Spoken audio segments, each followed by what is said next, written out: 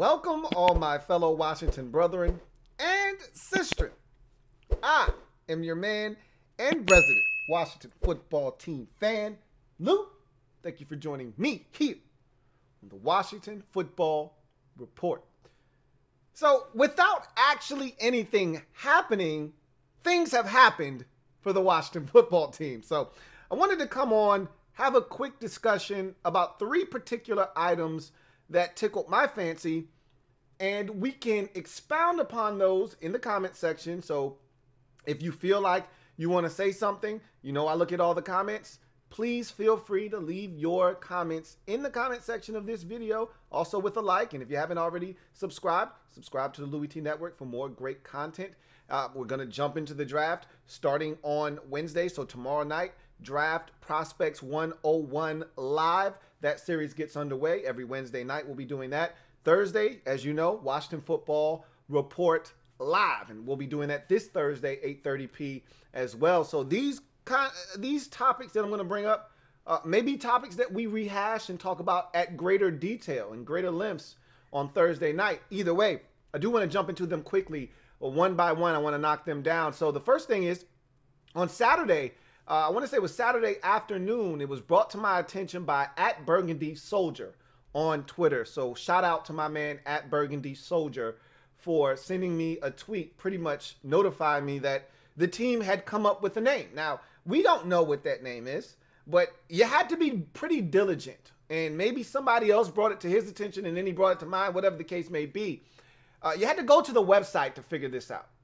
And so after I saw that, I was like, is this true? So I went to the website myself, and sure enough, there's a new tab there, something about, you know, name journey or something like that.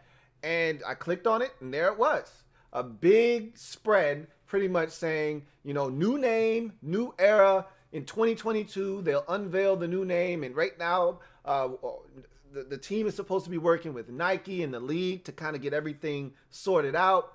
And so we're going to have a new name. We've talked about not wanting this team to remain Washington football team. That was the one thing I was hell-bent on it not becoming permanently. Some of you had kind of opened up to Washington football team. It was like, look, I don't care. You know, if that's what it is, I'm cool with that. Really don't have a preference.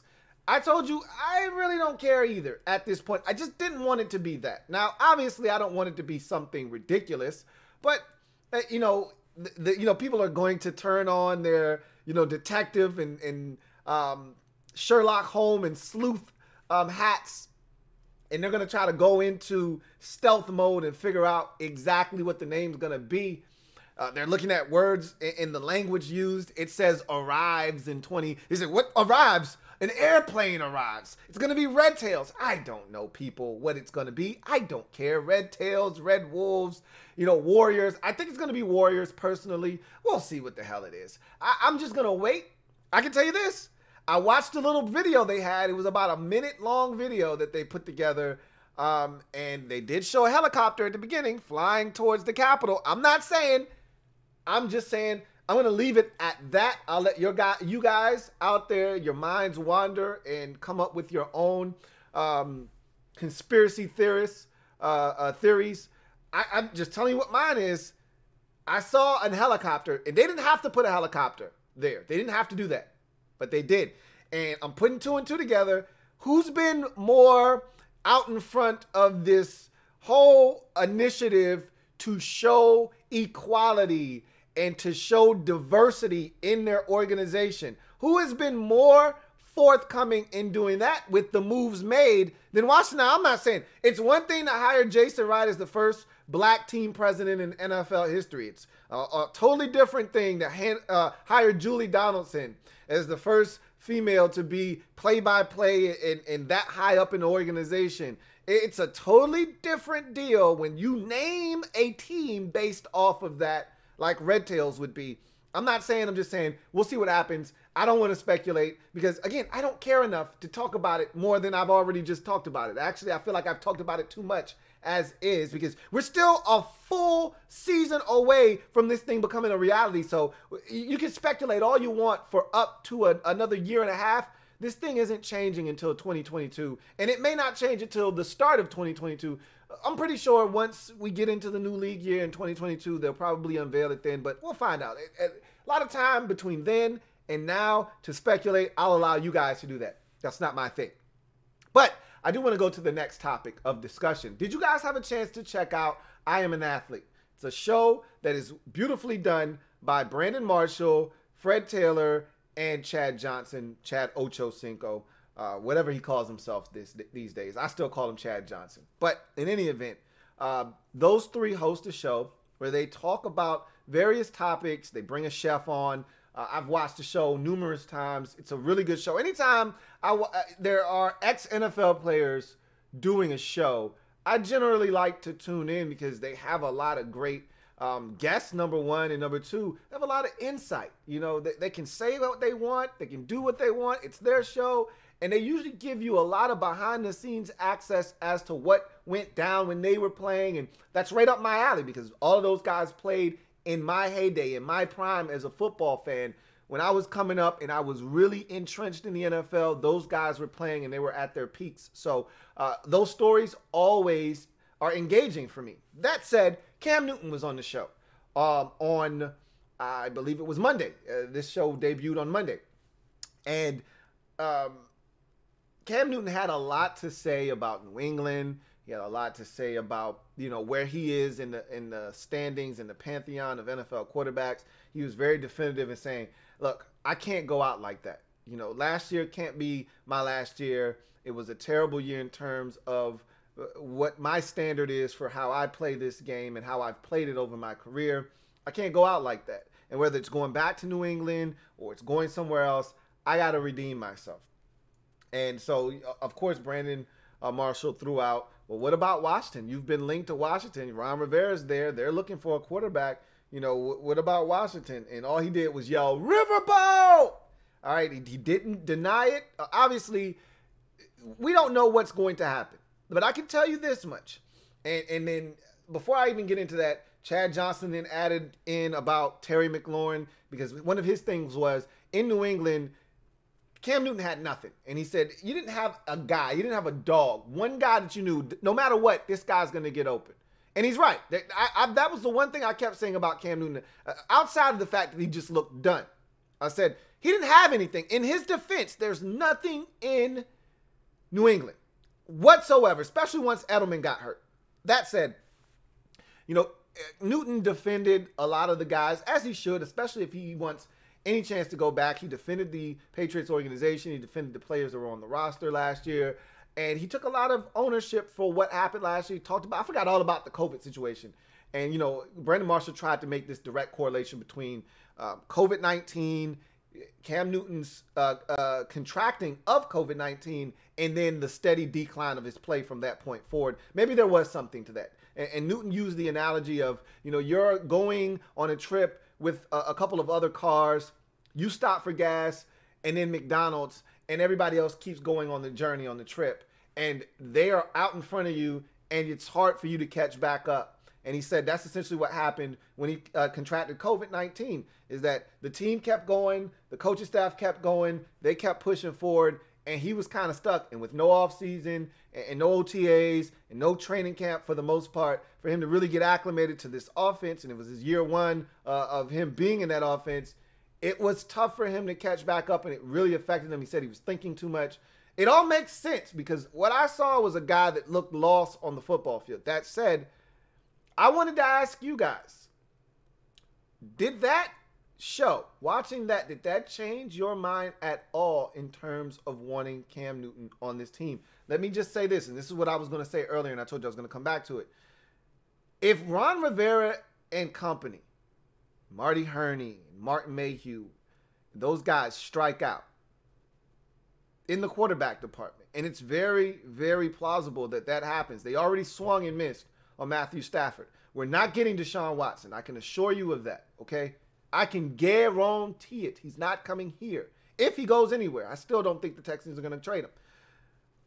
Darnold is going to become available at some point. Is that an avenue Washington would be willing to explore? And are they going to be willing to give up what the Jets are asking for? That remains to be seen. And then Marcus Mariota comes into play. Is that a guy that Washington is interested in? I don't know.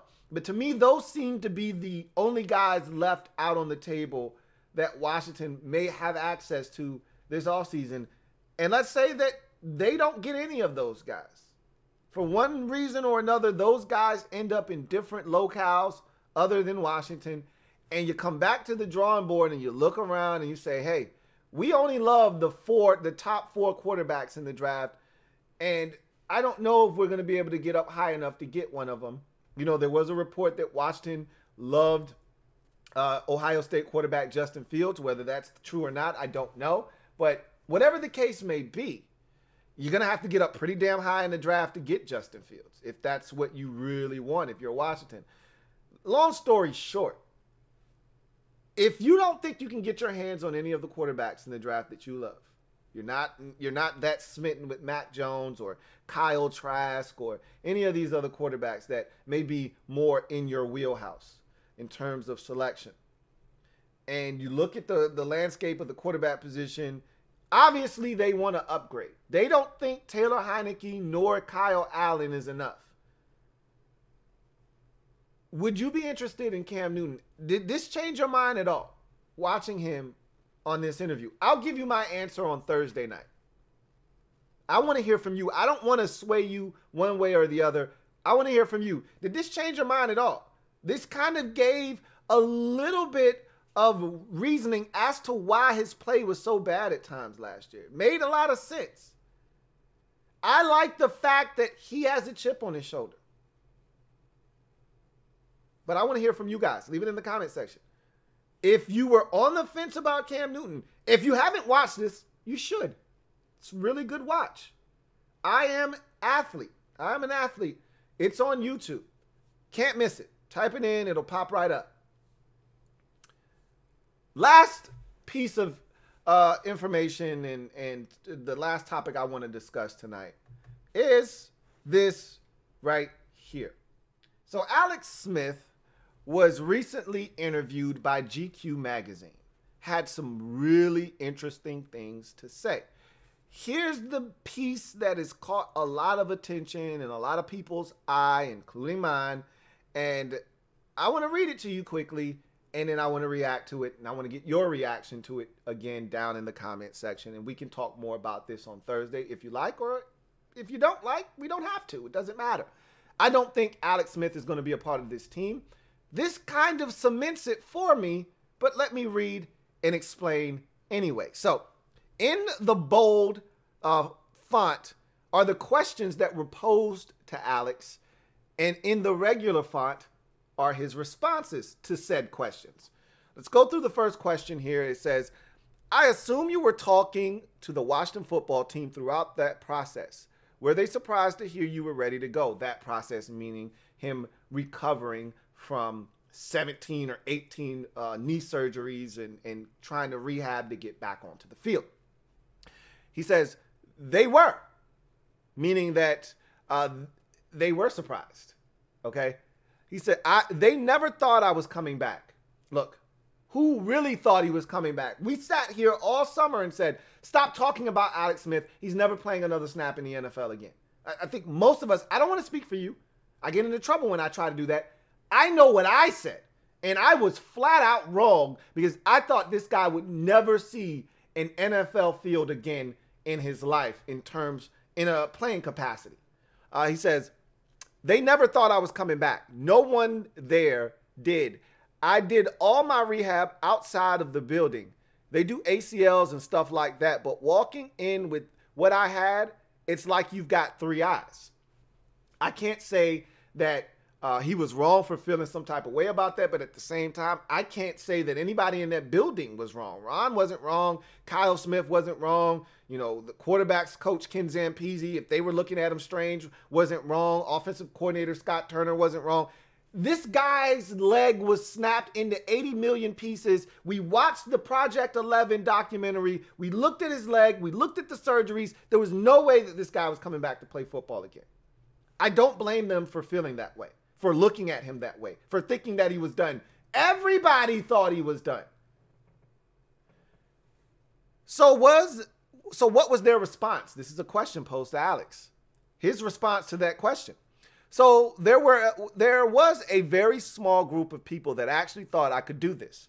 I think the rest of the world either doubted me or patronized me. Yeah, that's really nice what you're trying. When I decided to come back, I definitely threw a wrench in the team's plan. They didn't see it. They didn't want me there. They didn't want me to be a part of it. They didn't want me to be on the team, the roster. Didn't want to give me a chance. Mind you, it was a whole new regime. They came in. I'm like the leftovers, and I'm hurt, and I'm this liability. Heck no. They didn't want me there. At that point, you can imagine everything I'd been through. I could have cared less about all of that. He laughs. Whether you like it or not, I'm giving this a go at this point. So this is pretty interesting stuff here, because to me, that right there wasn't something you would divulge if you thought you were going back to Washington. That's the paragraph there where I felt like that's the kind of stuff you keep in if you want to go back. He's essentially saying that nobody gave him a chance. And again, do you blame anybody in that organization? Ron, Scott, Ken, anybody? Nobody thought he was coming back. I get that. He probably felt the type of way. I've done all of this work, and you're going to hear that in the next paragraph here, in the next response. But I've done all this work to get back. I want a chance. And they were looking at him like, dude. And now here's the interesting part, though. He said all of that. They didn't want me here, this, that, and the third. If they didn't want him, they could have cut him. Ron didn't have to keep it. Remember, there was this conversation reportedly that Alex had with Ron where he marched into his office and said, don't put me on the PUP list. I can play. I'm not physically unable to perform. I can play. This isn't for show. I'm not here to be a charity case. I'm not here to be a feel-good story. I can help contribute to this team. I can do this. Put me on the active roster. And Ron could have looked him right in his eyes and said, hey, Alex, I commend you for all that you've done to this point. And I think it's a great story, and I think it's a great thing that you've done. But we're going to move in a different direction. And they could have cut him. Or they could have put him on the PUP list against his wishes. And if he wanted to retire or if he wanted to do something different, he could have done that. But Ron didn't do that. So for him to say all of those things, again, it's almost like he sounds somewhat unappreciative. Or you could almost say he sounds a little bit, the word I'm looking for is, damn, I can't think of the word. When you don't appreciate something. I can't think of that word right now. I had a brain fart, but I don't think that said. And remember, Alex already came out and said a couple of weeks ago or a week and a half ago or whatever it was, I want to play somewhere next year. He's already said, I want to play somewhere. So I think he is reading the writing on the wall, and he feels comfortable saying this because he doesn't think he's going to be back at Washington. Anyway, last question from this little excerpt. You want the whole story, you got to go read that article in GQ magazine. So the next question is, and so you convinced them? To which Alex responds, well, yeah. I mean, they tried to put me on the PUP list, physically unable to perform for 2 weeks. Then they tried to high arm me. I felt like I still hadn't had my fair shake at this point. I wanted to see if I could play quarterback and play football. And I felt like I hadn't been given that opportunity yet to find that out. It's like getting close to the end line of a marathon, and then they're telling you that you can't finish the race. It's like, F that. I'm finishing this thing. At least I'm going to see if I can.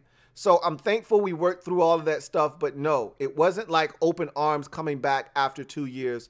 Like I said, new coaches, new faces, and I think I definitely surprised a lot of people that never thought I would be even trying it.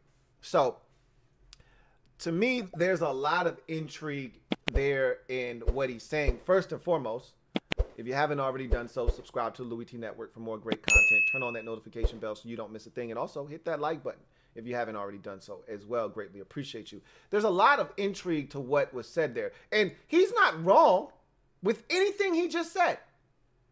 A lot of that was emotional from him and his part and from his standpoint and point of view. That's how he was feeling in the moment. He's not wrong to feel that way, but the reaction that he got was also not wrong. We all saw what happened to Alex Smith. We all saw the documentary. We all knew what he was trying to do, and it didn't make a ton of sense to a lot of people watching him try to miraculously get back on the field. For what? You got a beautiful family, beautiful wife, beautiful kids. You got all the money you could ask for that could last you a lifetime. Why are you doing this? Why are you risking? You almost died. Why are you risking it? That's the way a lot of people felt. Like, you don't have to do this. We know you're a badass. We know you're a hell of a competitor. We know what your spirit is like. Hey, we got it. So he can't be mad at the reaction. And he said this several times, so there is a bit of self-awareness. He said, new faces, all right, new regime. They don't owe me anything. They don't know me, all right? So they came in, and I was like leftovers. He understood that. But at the same time, it doesn't stop him from being human and feeling like, oh, they don't want me. They don't want to give me a chance. They don't think I can play. Do you blame them? I mean, you can't. Now, you know, it's easy for him in hindsight to be able to say those things because he went out and he played at a high enough level to help Washington win the division. And if it were not for Alex Smith saving the day, they would not have qualified for the postseason. So he can feel comfortable saying those things, but that's after the fact. Going into the offseason or into training camp, Alex Smith was an afterthought for probably 99.9% of us. There were maybe a select few of you out there that thought, we got to give Alex a chance. Because I remember there were some of you that thought that. But the vast majority of us, and I can go ahead and lump us, just about all of us together, because we all thought the same thing. There wasn't anybody out there saying Alex Smith is the guy. Not a single soul in a media capacity. And as fans, most of us were agreeing, no, he can't do this. He can't play anymore. And even if he comes back, what is he going to look like? We couldn't wrap our brains around him coming back. To me, he spoke truth in that article. I don't have a problem with it. But it was too much truth to the point where it makes me feel like his time in Washington is all but done. I think he knows something already. That they've probably told him, you got two choices here, Alex. You can either come back and we're going to have to restructure your deal, or we're going to move in a different direction. And you're not it. And again, I think he sees the tea leaves. I think he sees the writing on the wall. I mean, they went after Stafford hard. Washington has been rumored and linked to just about every quarterback available. Watson, Darnold, Mariota, Derek Carr. If a guy has become available of note, Washington has been linked. And there hasn't been any pushback. There hasn't been any denial on the part of Ron Rivera. When they had the press conference to introduce the two new GMs, Marty Herney and Martin Mayhew, Ron said, we're going to explore all avenues. We're not going to leave any stone unturned. They're looking for a replacement. I've talked about this already. He knows that if he's going to play in 2021, more likely than not, it's going to be somewhere other than Washington. I feel that way, and I think that article kind of cements it for me. That didn't sound like a guy that felt warm and fuzzy about going back to Washington, because it sounds like he's already been told that this is the direction that we're going in, and you're not a part of it. And I'm okay with that. I want that. You know, I don't want it to end ugly. It doesn't sound like it's going to end ugly. Alex isn't that kind of guy, and I don't think this organization is built that way anymore with Ron Rivera in charge. However, I don't think this is what Alex wants. I think he still wants to prove that he can play, and I think he wants to do it in Washington, and I think they have other ideas, and good for them, because we need to move forward. We need to retract all that money that we can get and get that back under our cap, because we got other guys that we need to sign. And we need to move forward at the quarterback position, whether it's with the guys on the roster already, we go out and trade for somebody, or we draft a young guy. We need to move forward at the quarterback position. Alex Smith, I can assure you of this. is not the future in Washington at the quarterback position. Short or long term. We could trade for a guy. If we would have traded for Stafford, Stafford's got 5, maybe 6 years maximum left in his career. Maybe it's only 3 or 4 good years. Whatever the case may be. I was willing to trade for that and have that little stretch run, that little time in that little chunk of time blocked off and say, hey, we got a shot. We got a chance to make a run in this little 4-year window or so with Stafford. You can't say that with Alex Smith, especially after the season he just turned in where he wasn't able to finish what he started. Maybe the leg gets stronger. Maybe he gets better. Maybe he's not dealing with issues next year. Maybe that is the case. I don't want to find out because to me there's always been and there will always be a glass ceiling with Alex Smith. There's only so much you can do with Alex Smith at quarterback. It's the reason the 49ers benched him in favor of Colin Kaepernick and moved on from him. It's the reason that the Chiefs benched him in favor of Patrick Mahomes and moved on from him. And both of those teams, after benching Smith, went to the Super Bowl. There's a reason Alex Smith is never the answer. He's never the bride, always the bridesmaid. And there's a reason why he's always the bridesmaid. I'm ready to move on. Some of you may not be. Whatever the case may be, I think this article here kind of reinforces what I thought was going to happen this offseason, and that's Alex Smith being moved on from. But maybe you see it differently. Whatever the case, leave it down in the comment section. I think Alex Smith is done, and I think this is an exclamation point on that. But we'll see. Either way, I am a Washington fan, etched in burgundy and gold. My Washington spirit will never die. Washington spirit will never fold until we meet again. Hail to our beloved Washington football team. Look forward to chopping it up with you guys. Maybe tomorrow night, if you're interested, join me for Draft Prospects 101 live. If not, I'll see you on Thursday night, 8:30 p. for Washington football team or Washington football report live. Either way, hopefully I'll be seeing you at some point this week and we'll be chopping it up either about the draft or about the team that we all love. In any event, that's going to do it for me, your man Louie T. I thank you guys for joining me. Again, make sure you leave a like. Make sure you leave a sub if you haven't already done that. And turn on that notification bell so you don't miss a thing. With that said, I'm going to glide to the side, allow you to enjoy the rest of your evening. Look forward to chopping it up with you guys. Leave it in the comment section. Again, Cam Newton, new name, Alex Smith. Got something to say? Leave it in the comment section. Until then, you guys, take care. Have a good one.